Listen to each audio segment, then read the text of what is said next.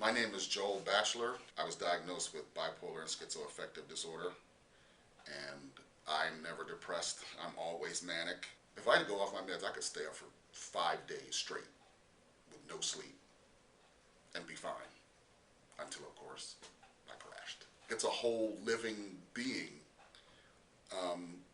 that I finally figured out wants to destroy me. I had never had impulse control. I would hear the voice in my head, do it. And by the time I was finished, it was like I'd literally be outside myself watching myself do it, screaming in my head to stop. But it was already done. I had already messed it up. I had already done whatever, and now I'm back inside me going, oh God, now I got to clean this mess up. It's not healthy for me, and it's not healthy for anyone who's connected to me. It's hard to explain to somebody who doesn't know who doesn't have the disorder, what the disorder is.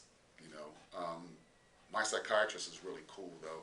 He said when I told him about the outer body thing, he was like, "That's what everybody says." Great things have happened to me in the last 2 years, um, but in the last 2 years, I take my medicine on a regular basis. I take the daily dose and the nightly dose. I actually say out loud, "I'm not going back," and I take my meds. I'm at peace with myself most of the time.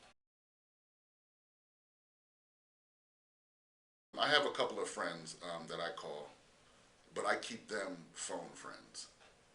You know what I mean? Because I want them to be my friends. Um, I'm not a, I don't have a whole lot of friends for a reason. Um, but the ones that I do have understand my disorder, and they talk me down. I haven't learned how to do just to live in quiet, just to be quiet, to be still. I haven't learned that yet. I'm hoping I do, but that's the struggle. There are times when I'm not for public consumption because I know that what I'm going to say is wrong.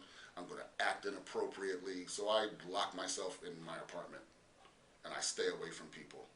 I used to not do that because I didn't care, you know, and oftentimes that would lead to violence and me drinking to self-medicate, and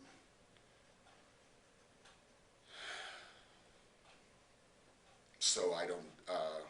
That's how I cope. That's one of the things I learned to do. A home is the first thing people think about when they think about stability. A home means stability mentally and physically. Anyone who is physically and mentally stable thrives.